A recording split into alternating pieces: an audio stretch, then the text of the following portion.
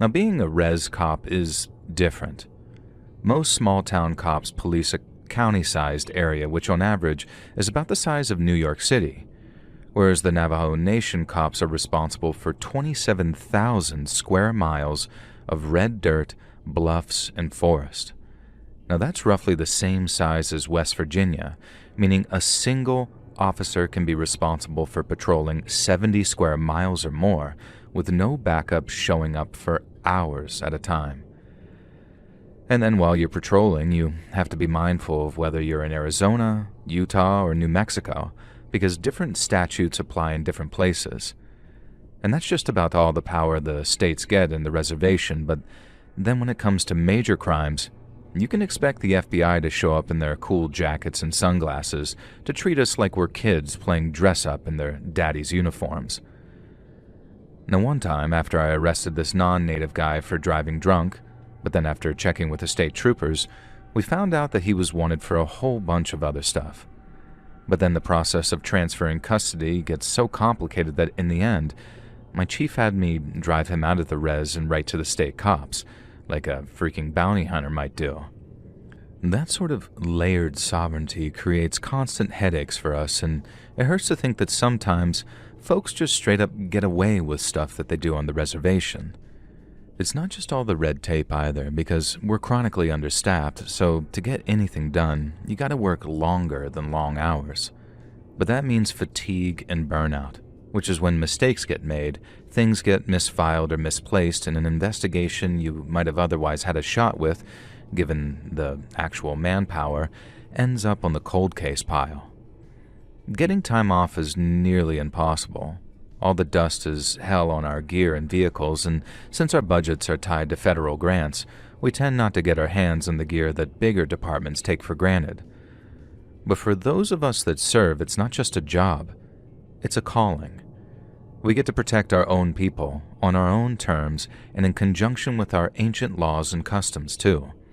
We understand the families, the humor, and the history, and that builds trust in ways an outsider probably couldn't.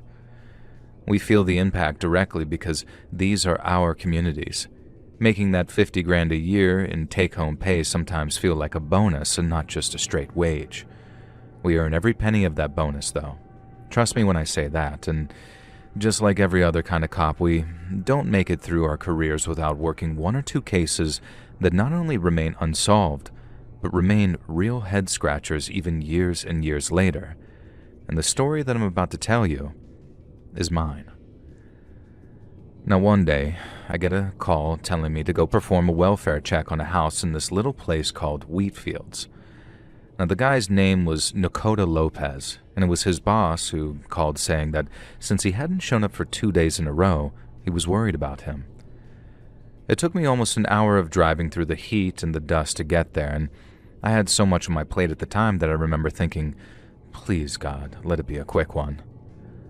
Well, I think God took issue with my request because in addition to not being a quick one, it turned out to be one of the most difficult, drawn-out, and downright disturbing cases of my career so far. There was no answer when I knocked on the door of this flat-roof bungalow surrounded by dusty scrub. There was a truck parked nearby, so I figured someone had to be home.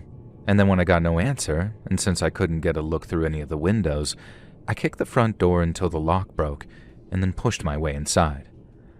But when I did, it was like walking into someone's nightmare. The first victim I noticed was sitting on the couch, eyes and mouth wide open like he was frozen in shock. His face was pale but spotless, whereas his torso and lap were soaked with blood that had no doubt come from the watermelon-sized hole in his chest. The wound was terrible. But it was the look on his face that really haunts me. The look of terror, like he couldn't understand what was killing him. Another victim lay dead near the home's back door, face down with their guts splayed out beside him. Now, it looked like he'd been crushed, like someone had dropped a heavy weight on him until he just sort of burst. While one of his arms was stretched out before him, fingers forming a kind of rigid claw from where the last thing he did was reach for the door handle, I think. And there was another victim across the room, that one missing his throat. But the fourth and final victim was the worst, because he looked like he had been shredded.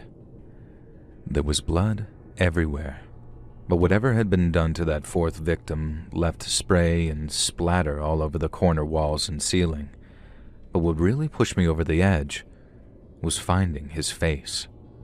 A long, long way from where it should have been. That's what had me rushing outside and rushing as far from the house as I could before I emptied my stomach into the dirt. I'd seen dead bodies before, but I'd never seen anything like that before in my life, and never since either. Obviously, it was a shock to the system, but after getting my crap together, I called it in, and within a couple of hours the whole place was swarming with res cops and a couple of FBI agents. No one had seen anything like that in a long time, and I'm not just talking about the number of bodies. I'm talking about the way they'd been killed. We hadn't had a serious animal attack in coming up on 12 years by then. A couple of snake and spider bites here and there, sure, but nothing that resulted in any fatalities. From the state of the bodies, people figured a cougar or maybe a bear must have gotten inside, and they'd spooked it so bad that it just went crazy on them. Now, there were obvious teeth and claw marks on the bodies too, even tufts of fur at the scene, pulled out as someone tried to fight back. But right from the beginning, there were a number of inconsistencies. The first being, how the hell did the animal get inside, and where did it go? So when I arrived, both front and back doors were closed and locked, as were the windows, and there was no sign a blood-soaked animal had either climbed or crashed through any of them. Now, it sort of made sense that one of the victims was drunk and let whatever killed them inside, but unless said animal was capable of closing and locking the door after leaving, then something obviously wasn't adding up. But the inconsistencies didn't stop there. Aside from the whole locked doors issue, the first person to really call attention to how strange it all was the FBI forensics guy they brought in. He was this really nerdy guy named Brian, and he won't mind me saying this, by the way, but he was so obsessed with the injuries animals are capable of inflicting that it kind of verged on creepy. Seeing those dead bodies all torn up like they were, it had me running outside to puke. But Brian, he just sort of said, "Oh wow," like a vintage car guy seeing a Ferrari 250 GTO in the wild. He worked on the scene for 2 or 3 days, photographing and measuring everything while cataloging the parts that were missing. And then when he came back, he said that nothing seemed to make any sense. First off, the damage inflicted on the victims was inconsistent with that expected from an animal. If all 4 victims had been trapped in there with a freaked-out cougar, they'd be scratched up and bitten in all kinds of places. But aside from the 4th victim, who, like I said, had been almost eviscerated, the damage was as devastating as it seemed to be completely deliberate. Now, the guy on the couch had his heart torn out, and the other, his throat ripped open. The one by the door looked like he'd been pounced on while running for it, but then it seemed like whatever caught him was either huge and landed on him so heavy it burst him open, or it stomped on him, almost like a deer might. But no deer could inflict that kind of damage, at least not with just a couple of strikes. And while some other kind of animal could be trained to attack a certain part of someone's body, there were no human footprints in the area that would indicate the presence of a trainer or owner. And then while we're on the subject of footprints, the next thing that Brian had to tell us sounded even weirder. So after searching the area surrounding the house, Brian and his team figured that they'd found their culprit. They found tracks leading to and from the house that sort of appeared to have been made by some black bear, and he used the word appeared very deliberately because, in his humble opinion, it wasn't a black bear that left the tracks. Now, I'm no expert, so don't crucify me if I don't explain this right, because when Brian explained it, he might as well have been speaking Chinese. And so after he explained what was so weird about the tracks to the chief and me, and in the presence of those 2 FBI agents, all 4 of us were looking at him like, huh? So he broke it down Barney style. Basically, things that walk on all 4s leave a certain kind of foot or paw print compared to human beings. because moving around on four legs distributes force among the limbs differently. So generally speaking, things that walk on two legs leave deeper footprints because each step has more weight to it. Now, bears can walk on their hind legs, and for surprisingly long distances too in some cases, but they're not naturally bipedal. And yet, for some reason, the distance between steps, along with the depth of the paw prints, suggested a huge black bear had walked up to the house on its hind legs, gained entry to kill everyone inside, and then seemingly walked off on its hind legs too. Now, the former isn't exactly impossible. Take it from me, weirder things have happened on the res, but the chances of the bear continuing to walk away after a full meal was very tiny. But then it hadn't eaten a full meal, not by a long shot, and that was another thing that made exactly zero sense to Brian from forensics, because from what he could tell, our bear hadn't eaten anything but one victim's heart. Brian said it was the only thing he could say for certain was missing from the scene. But only a bear that was desperately hungry would approach a human home so brazenly, and regardless of how it gained entry, there's no way in hell that it would have eaten nothing but one guy's heart before leaving. Brian was an expert on animal attacks. He'd seen literally hundreds of them, and what he saw inside and surrounding that house and wheat fields was, quote, like nothing he'd ever laid eyes on. These were his words, not mine. Now, for a while, the working theory was that in so many words, someone had used a trained black bear as a murder weapon. I mean, there was literally nothing else for us to go on. Not until the results of the DNA tests came back, which would give us an idea of who was actually there at the time of the murders. Now, this was way back in the 1990s when DNA stuff was still basically brand new, so we had to wait weeks before the lab results came back. We weren't excited for them too, but when they came, they just made the case even more confusing. The tufts of fur found at the scene were identified as belonging to a black bear, so obviously they weren't sent away for testing. And among the human blood samples taken from the scene, the lab managed to identify 4 distinct sets of DNA belonging to each of the 4 victims. But among the hair samples taken, and I'm talking like random hairs picked up off the ground in some cases, a 5th variety of human DNA was found. Now, this obviously caused a lot of excitement at first because it meant they potentially had a sample of the killer's DNA. But when they tried to analyze it, the process didn't work. Again, I'm not a scientist, so don't chew my butt out in the comments telling me how wrong I am, but from what I understand, they have to make lots and lots of copies of a DNA sample in order to actually analyze it. Now, I guess it's kind of like beer. You can't judge how good a beer is on one alone. You gotta drink 8 to really appreciate the flavor. Am I right, gentlemen? But then, to make a bunch of copies, you gotta work some white man magic on it in the lab, and that's where the problem came in. Because no matter how many times the scientists used their medicine on it, they couldn't make copies of this 5th DNA sample. Now, this isn't unheard of, they said, but when it happens, scientists can usually at least say why it happens. But in the case of that mysterious sample, they couldn't figure it out, no matter how hard they tried. That was probably the most frustrating moment of the whole investigation, when we seemed to have the killer right there in front of us, but we just couldn't make him out. But it was around that time that we got word from off the reservation, saying how 3 of our 4 victims had been suspects in a serious assault that took place the year before. All 3 had been arrested in Flagstaff after a waitress had reported being carnally assaulted after her shift ended one night. I read the report myself, and what happened to that poor girl was rough. But since there wasn't enough evidence to bring it to trial, all 3 of these guys ended up walking after spending only a week or 2 in the county jail. And since all 3 were killed in this one not-so-random animal attack, suspicion fell on the family of the girl who had been assaulted, a Navajo family who just so happened to live on the reservation themselves. I made the trip over there with the chief myself, and the second the dad walked out of his house when we pulled up, we could tell that he'd heard about what happened, because he was smiling ear to ear.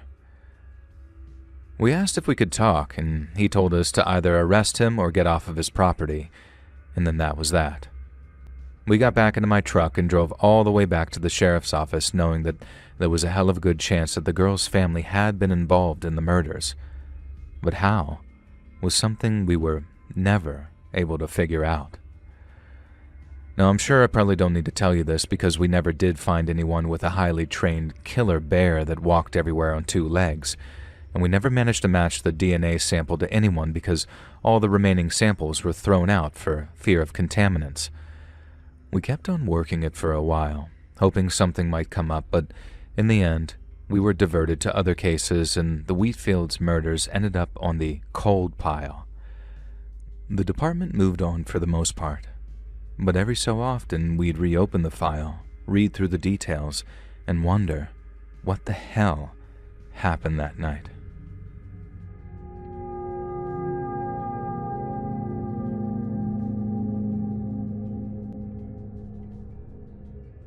So my grandfather, Bill, lived one hell of a life. He grew up in the early 1900s in a poor family from Oklahoma City, so even at a young age, he was put to work so he could bolster the family income. So he was a pin setter at a bowling alley for a while, and then he worked as a crow scarer before a brief spell as a mudlark. Now the first is exactly what it sounds like, but the latter was when people would scour muddy riverbanks for valuables, kind of like those New York City dirt divers who go digging for treasure in the Diamond District. By the time he was a teenager, he'd already worked on the railroads as a lamplighter and a rat catcher's assistant, believe it or not. And then he worked his way from an ice cutter to an elevator operator to a cigar factory worker. And those were hard times back then, and changing times too, so a man had to change with it. But at the same time, he always needs bread in his belly and a place to lay his head, so my grandfather Bill started looking for an industry that wouldn't bottom out on him when he least expected it. He needed an industry that was never going to go away no matter how much society changed. So he turned to bounty hunting. He didn't need any kind of license or training. All he needed to do was find a bail bondsman and then talk them into hiring him. But that, as it turned out, was much easier said than done. He knew how to shoot a shotgun and a pistol all right, and he'd watched his pa bring down a whitetail or two when he was a boy, so he knew all the basics of tracking and hunting. But hunting an animal is a heck of a lot different than hunting a man, and Grandpa Bill hadn't even pointed a weapon at another person, let alone pulled the trigger. So unfortunately, hiring him wasn't exactly an attractive prospect for most outfits, and so Grandpa went west. He bought a horse and rode into Texas and then stopped at Armadillo to see if anyone would hire him. They told him to keep on going into New Mexico and that once he got to Albuquerque, he was sure to find someone desperate enough to hire him. And while those Texas bounty hunters weren't exactly polite, they weren't wrong. Grandpa Bill found no work in Tucumcari and no work in Santa Fe either, but he hadn't even been in Albuquerque for a full day before he heard about a bondsman named Broke-Nosed Jack McNally, who was hiring with no experience necessary. Grandpa asked where he could find this broke-nosed fella, but almost everyone he asked advised him against it. Broke-Nosed Jack only hired those with no experience, so he could use them as cannon fodder or in whatever harebrained misadventure he had planned. Grandpa took their advice and kept on looking for bondsmen who had both a good reputation and a willingness to hire without prior experience. But as you can imagine, that wasn't easy. Grandpa was almost 22 by the time he arrived in Albuquerque, but apparently he didn't look a day over 16. Even big-shot bondsmen he spoke to would offer him fatherly advice, like how he should bring up some experience in the army or as a deputy sheriff. That, or they'd just laugh him out of the saloon while telling him to go back to Okie. But Grandpa hadn't traveled all the way to Albuquerque to become some dog-faced doughboy, nor had he gone there for a deputy's wages or to turn around and return home a failure. But after a few days of begging and pilfering to feed himself, a storekeep caught him stealing and demanded restitution. It looked like Grandpa Bill was doomed to spend the next 4 months in the county jail, but as the store keeps going wild and yelling out for the sheriff, or a deputy, or anybody to come throw Grandpa in jail, who steps up to pay for the can of beans he stole? None other than Broke-Nosed Jack. Grandpa said he thought Jack had only paid for his meals so he'd be indebted to him, but it turns out Jack had no such intention.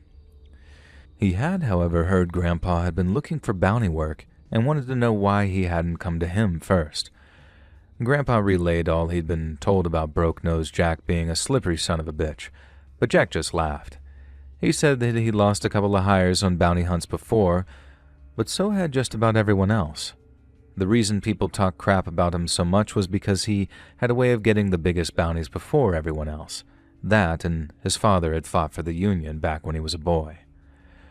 Grandpa Bill complained that no one would hire him without experience, and asked how the hell he was supposed to get any at all if no one will give him a shot. Broke-Nosed Jack told him that's why he hired without experience, and that people either had it or they didn't. Well, Grandpa got hired on the spot, with Jack promising that they could ride down a relatively easy bounty together, just so he could get some experience. Everything people said about Broke-Nosed Jack turned out to be bunk, as in spite of his raggedy appearance and advanced age, he treated Grandpa like he would his own son. And then after sneaking up on the camp of a drunk who had been causing trouble at one of the saloons, they took him captive without a shot being fired, and that was Grandpa's first bounty boxed off with nothing but a short night ride. Now he could have moved on, I guess, and found himself a more professional outfit run by someone younger and faster on the draw, but I guess Broke-Nosed Jack treated him so well, in the face of all rumors to the contrary, that Grandpa believed he was the only one he could trust. They rode together on a couple more breadwinners, as Jack called them, smaller jobs that had tied them over until a bigger one came along.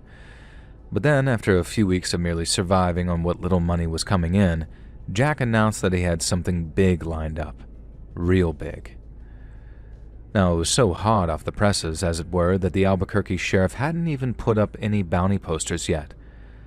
But since he and Broke-Nose went way, way back, Jack got the tip before anyone else did. And that was how he stayed one step ahead of the other bondsmen and bounty hunters. Not through any nefarious means, but through knowing the right people. But even if word of the court-ordered bounty did reach the ears of Albuquerque's bondsmen, Broke-Nose still wouldn't have faced fierce competition, and all on account of who the bounty was. For the past few years, word had been filtering down from Colorado about a group of bandits led by a man named Slim Sosi. Slim wasn't his real name, it's just the English for that Navajo word Sosi, which in turn was a little more than an alias he used. Slim and his boys used to rob trains, trucks, and travelers. They even hit general stores or banks when they were desperate enough. Slim himself would never show up at any of the robberies. His boys did all the dirty work for him, but you always knew when it was them that had done it because of the terror and bloodshed they always left in their wake. And they didn't just kill indiscriminately, they threw their own lives away too. They'd do things like ride with a vanguard, whose sole purpose was to tie down the cops while they burned and looted. It didn't seem to matter if half of them were doomed. They rode anyway, like the only thing that was important was getting Slim Sosi his money. There were a couple of bounties over in Colorado with his name on them, but no one who went after him and his gang ever came back. The price on his head just kept on rising, and folks kept on gathering up posses and going after him. But if they did come back, they came back bleeding, and never with the same number of guys they went out with. The Sosi gang was seemingly unstoppable, at least until they tried robbing a bank said to have a vault full of cash and gold, because when they showed up, they found nothing but an ambush waiting for them. Slim Sosi must have sent pretty much every man he had at that bank, because word is about 30 to 40 riders showed up, all wearing masks and shooting their guns in the air. But a bunch of federal agents were lying in wait atop nearby buildings, and when the Sosi boys were least expecting it, they opened up on them. It was a massacre, and since only a handful of the riders were smart enough to turn tail and run, the streets of that little Colorado town ran red with their blood. The feds chased them all the way up into the hills near the Arizona state line, but lost them among the hills, trees, and caves of what by then was the Ute Reservation. The feds kept on searching for a while, but found no one. Then come late spring of that next year, and there's a robbery in this little town called Twin Lakes in northwestern New Mexico. Only one person survived it by playing dead after he'd been shot, but he was quite certain that the man who shot him looked more like some kind of medicine man than any kind of bandit. And based on that description alone, the Albuquerque sheriff was sure, as eggs is eggs, that it was Slim Sosi they were describing. Putting a bounty on him at full strength would mean sending men to their deaths, but in a weakened state, a team of savvy bounty hunters just might be able to bring him in, dead or alive. The price on his head wasn't as big as it had been up in Colorado, but split 3 or 4 ways, it would be enough to live comfortably on for about 6 months to a year. And that was just the kind of money Grandpa Bill was looking to make. So instead of suggesting that maybe the Sosi gang was a bigger mouthful than they could chew, he helped Broke-Nosed Jack recruit a third man, and then they rode for the hills and towards certain death. First came the reconnaissance, as Grandpa Bill, Broke-Nosed Jack, and a man named Marcus Washington rode from village to village asking local Navajo where they figured that the Sosi gang might be held up. In all but one case, they suggested a hill overlooking Bull Canyon. There were caves up there, lots of them, and while one side gave them the cover of dense forest, the other side looked over the canyon and acted as a kind of lookout post for anyone approaching. Broke-Nosed Jack figured that their only chance was to sneak up on the cave using the trees as cover, but to get there, the 3 of them would have to ride a whole day before they reached a suitable spot to make camp. They had to stay as quiet and invisible as possible, so there were no fires that night, just hard ground and the fear of what awaited them the next morning. But before the sun had even risen on the first day's hunt, disaster struck. While the 3 men were trying to sleep, Grandpa Bill said he woke up to the sound of something rushing through the darkness towards them. But by the time anyone had even flicked on their flashlight, a large Mexican gray wolf pounced on Marcus Washington and began savaging him. Broke-Nosed Jack fired 2 careful shots, and although both missed, he managed to scare the wolf off, but the damage had been done. Marcus survived his injuries, but his leg had been near shredded below the knee, and so after sterilizing it as best he could with some whiskey-soaked bandages, Jack put the wounded man back on his horse and then sent it back towards civilization. Grandpa Bill figured the previous night's shots might have alerted the Sosi gang, if they were actually in the area, but no one had come down the hillside firing at them through the trees, so either they weren't there to begin with, or they were too weak to even respond to a little gunfire. In which case, Jack decided that they should press on. They didn't encounter a single other person on the way up that hill, which, from what I understand, was steep as hell in places and thick with pine trees. But not long after sunrise, that wolf attacked them for a second time. Grandpa Bill said the wolf moved too fast for him to land a shot on it, and besides, his hands were shaking too bad to shoot straight. But he watched with his own 2 eyes as Broke-Nosed Jack hit that big old wolf not once, but twice, before it ran off again. Grandpa said that he thought for sure that that thing was finished, as 2 clear shots hit through its torso were bound to finish it off eventually. But not long after, it came for them again. Grandpa said it was huge, bigger than any dog he'd ever seen, and with a head the size of a damn engine block. And then when it came running across the hillside at them again, looking mad as hell with its fur soaked in its own blood, it looked demonic. Broke-Nosed Jack and Grandpa opened up on it again, and for a second time that day, a couple of Jack's shots landed in places that should have brought that wolf down. Yet it stayed on its feet, carried on charging, and would have taken old Broke-Nose's head off had he not darted behind a tree. Grandpa said that was the only time one of his bullets hit the mark, when that huge Mexican gray skidded in the dirt, yelping wildly as it was struck by both him and Broke-Nosed Jack. The wolf limped off as fast as it could, leaving Jack and Grandpa reloading their weapons as fast as they could. They expected another mad charge from the wolf that wouldn't die, but it was never seen again. Jack and Grandpa finally made their way to the top of the hill, where a patch of flatland overlooking the canyon lay near the mouth of some shallow cave. There was a blood trail leading to it, so both men figured that they'd find the dead wolf laying inside, but instead, they found Slim Sosi lying naked on a top of bloody wolfskin, breathing his last breaths. He'd been shot full of holes, so many it was amazing he was still alive.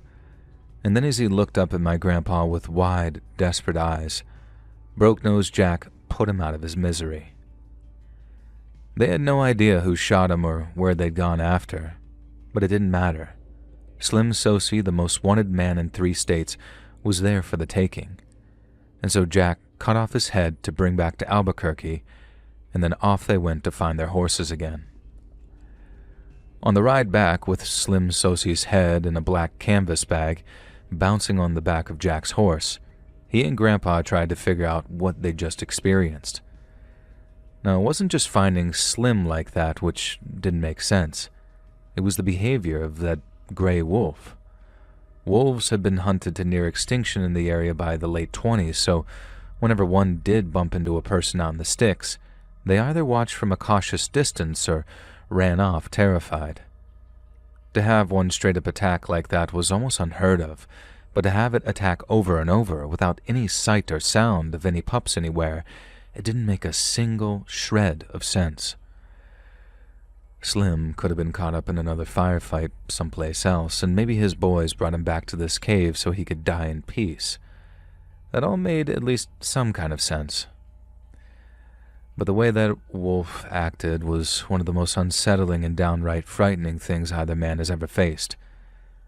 They claimed the bounty, and after making sure the injured Marcus Washington got his share, they lived well off of that money for quite some time. But that was the last bounty hunt my Grandpa Bill ever went on, and he used his share of the money to move on to bigger and better things. But what he experienced up in those forests of the Navajo Nation taught him 2 valuable lessons: that some things defy any kind of rational explanation, and that others are better off forgotten.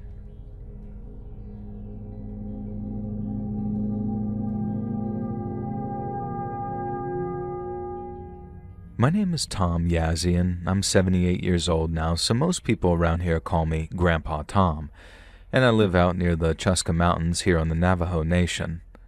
Now, my life is pretty steady these days. I get up early, drink my coffee outside if the weather's nice enough, and then keep busy by working on stuff around the house or heading over to my daughter's place to see my grandkids. Now, I live much like any other older gentleman in America, I guess, just with one big difference. I'm an elder, and as many of you may know, that means that I have an important role to play in my community. When it comes down to it, I'd say that my role is about 50% giving advice and 50% just listening to people. And it's not just spiritual stuff either. People ask me to give them home improvement advice, dating advice, all kinds of different stuff. But sometimes they just want to vent, too, about their jobs, about their kids on social media, you name it.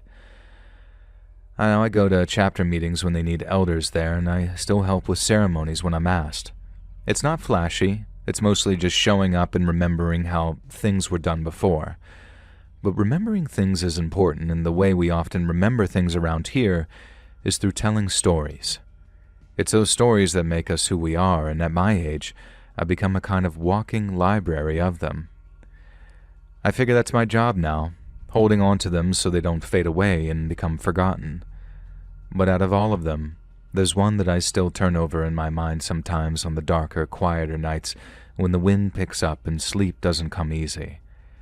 It's not one of the big creation stories or hero tales, and while it involves plain old regular people, it's not altogether a regular story either. It's a mystery, maybe the greatest I'll ever personally know of, but let me warn you beforehand, it won't make a single lick of sense to you, because it sure as heck doesn't to me. One night, we get a call saying a girl named Nasha hadn't come home after playing in the woods with her friends. The girl was only 9 at the time, so obviously still a very vulnerable person at that age. So myself, a handful of reservation officers, and a whole bunch of volunteers spent all night wandering the woods, calling out Nasha's name. By the time dawn broke, we still hadn't found the girl. So, understandably, people were starting to get either very worried or pretty hopeless, They still searched, but some folks said that they believed Nasha was dead. And so later that morning, when little Nasha showed up at her parents' place without a stitch of clothing on her, people were overjoyed to see her with breath still in her lungs. But that joy didn't last long, because when Nasha explained what had happened to her, everyone who heard the story was horrified. Like I said, little Nasha had been playing with her friends out in the woods, not too far from her home, when she became separated for some reason. She tried to find her friends again, but soon realized that there was a man following her through the trees. Police asked her to describe what the man looked like, but Nasha couldn't. All she said was that he appeared as a sort of dark shape, moving behind her from tree to tree. Then, as he got closer and closer, she got frightened and started to run. The man chased her, and he was faster too.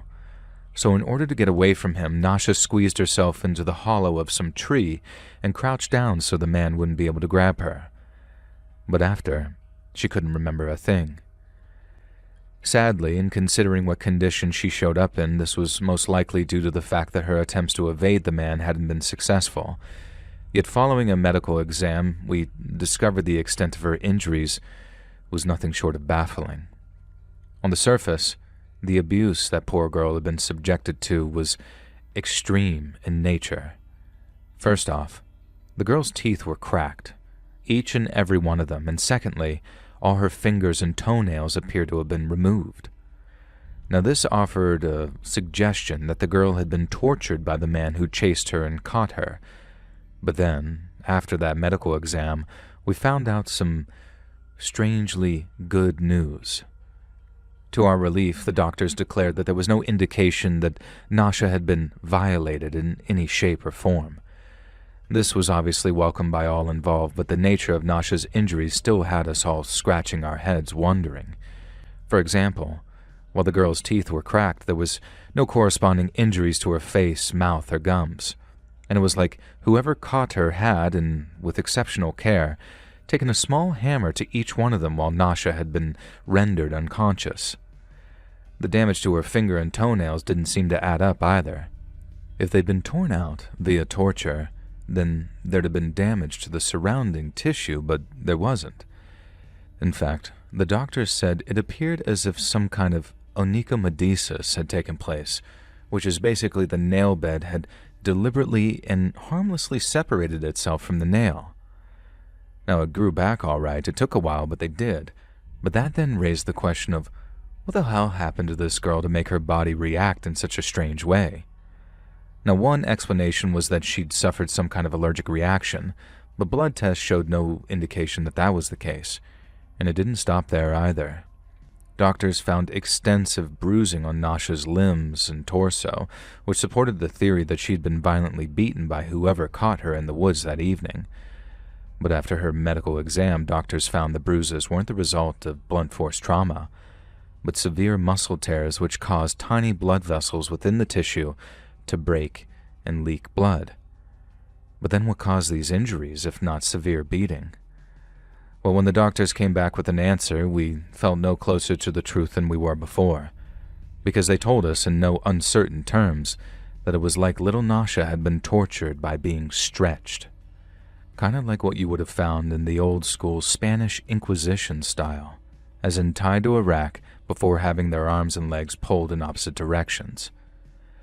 Now, all in all, it appeared as if Nasha's captor had subjected her to very nightmarish forms of torture. It's just that none of it made any sense. Why crack her teeth in such an elaborate way? And what had he used to make her nails fall out the way they did? It looked like her tormentor had also done something to her eyes, as in the coming days, Nasha developed some kind of infection. But following a visit to a reservation clinic, the mystery only deepened. The doctor there, after performing a couple of tests, declared that Nasha had what's called dacryocystitis, which is when a person's tear ducts become blocked and causes an infection. Now, at first we figured this was because the man who caught her had put something in Nasha's eyes, maybe to blind her so she wouldn't be able to identify him or fight back, but the doctor disagreed. Now, grown-ups can get blocked tear ducts, but usually as a result of trauma, side effects from medication or just the natural profession of age. The tear ducts narrow as a person gets older. But none of these were relevant to Nasha, who hadn't suffered any facial or nasal trauma. It wasn't on any medications, and like I said, was only 9 years old at the time of this incident.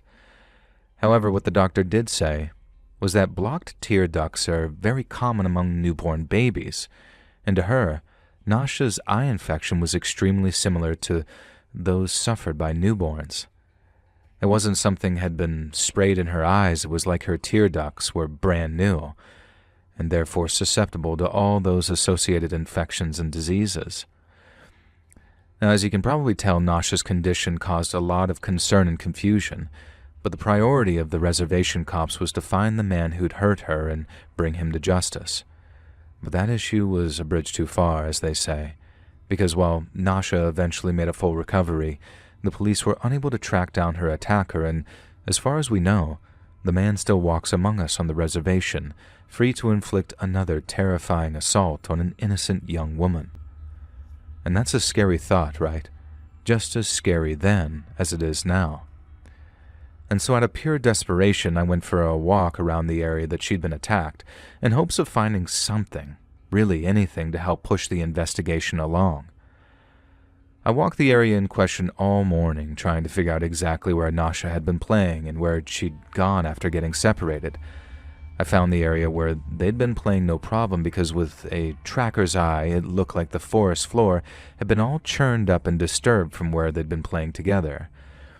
I used that spot as the center of my little search, and then from there, I went walking in these big circles in hopes of finding that tree that Nasha had taken shelter in.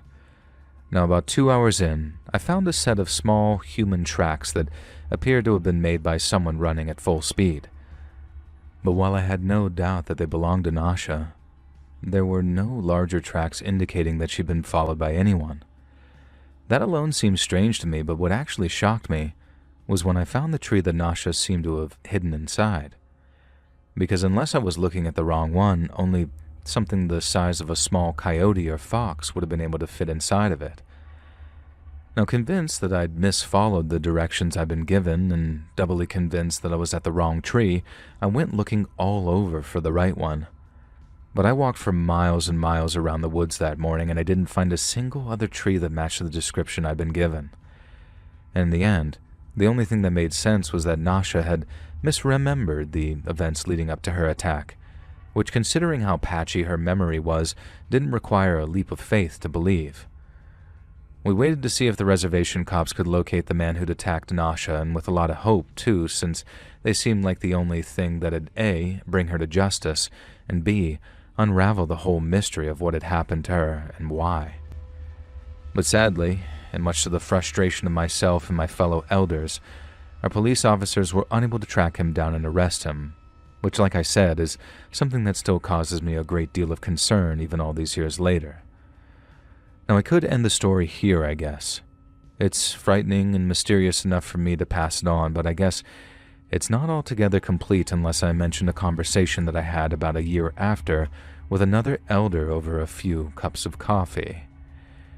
We were talking about the incident with Nasha, and thankfully by that stage she'd fully recovered and was back to her regular happy self again. Now, I talked about it with this sort of we dodged a bullet attitude because realistically, things could have been so much worse for that poor girl. She went through hell, all right, but she made it through alive and without the trauma of being violated, and all before she was even old enough to know what that meant.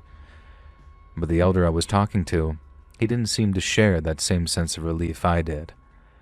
I asked him why the whole incident still unsettled him so much, wondering if it was the perp going uncaught or something deeper that was bothering him. And as it turned out, it fell very much into that something deeper column. He said it was something he'd been thinking about after I'd mentioned the hollow to him, and how it looked too small for even a girl like Nasha to climb into. He mentioned that in passing to another elder, a much older man, and when he did, the older of the two seemed terrified. He said he knew of some similar incident that occurred many years prior, one which had almost all the exact same details. Girl goes missing, shows up again with strange wounds and no memory of what happened. Everyone was just glad to have her back for a while and treated her like a victim. At least until she made her family victims too, when she set their trailer on fire in the middle of the night. Now, neighbors came out to put out the fire once they realized what was happening, and at first they thought that little girl was hopping around in a panic while screaming in terror. But she wasn't. She was dancing. And those weren't screams either. She was laughing, both maniacally and in a voice that was no longer her own. She was changing right before their eyes, and then when she saw her horrified neighbors approaching her, the girl dropped to all fours and went bounding off through the trees before vanishing from sight. Now, a few people went after the girl, but most stayed to put the fire out. And then by dawn, the fire was out, but the girl was nowhere to be found. And that's when people started to talk. Not everyone, because the subject is an extremely taboo one in our culture. So taboo that a lot of people still insist that the girl died in that fire. But those that had seen it happen and chose not to become part of the lie said the girl changed shape right before their eyes. They might not have used the Navajo word for it because just speaking it is thought to bring misfortune, but they may have used the English translation so as not to offend our ancestors, and that English version is Skinwalker. I guess the literal translation would be something more like that which has the means to go on all fours. And while people talk about them more and more these days, it's still such a strange and taboo topic that we don't actually know all that much about them. They're not like vampires or werewolves with clearly defined rules on what they can and can't do. And as far as I know, sometimes each skinwalker can be different. But there's two things I know for sure, and that's how not only are skinwalkers evil by nature, but they derive their power from acts of evil, particularly those which result in pain, bloodshed, and death. And so to the elder I spoke to, what happened to little Nasha was no mystery. The thing that chased her through the woods was no man, but a thing of otherworldly evil that caught her, infected her, and most importantly, changed her. Her injuries weren't the result of a beating. They left behind a powerful and horrifying kind of metamorphosis, which turned her from a person into something else. It all made a sick kind of sense in a way. Her cracked teeth, the muscle tears, the infection that only newborn babies seem to get. But I try to draw a line between tradition and modernity, and to me, what my fellow elder was describing was a physical impossibility. I respect our traditions, I always have and I always will. They're everything to me. But at the same time, I can't bring myself to believe what certain people say about skinwalkers. I believe the fire wasn't an accident, and then maybe the girl's reaction was caused by the trauma of what she'd been through. But I don't believe that she transformed into some animal, and I don't believe little Nasha did either. And no matter how taboo some people find the idea, to me, the alternative is just far worse. I believe there's someone who gets their kicks inflicting strange and vile tortures on innocent young girls. Someone in our community, too. And that same community is so in denial about it that some choose to believe in old fairy tales rather than look at what, to me, is a clear and present danger. And it's only a matter of time before it strikes again.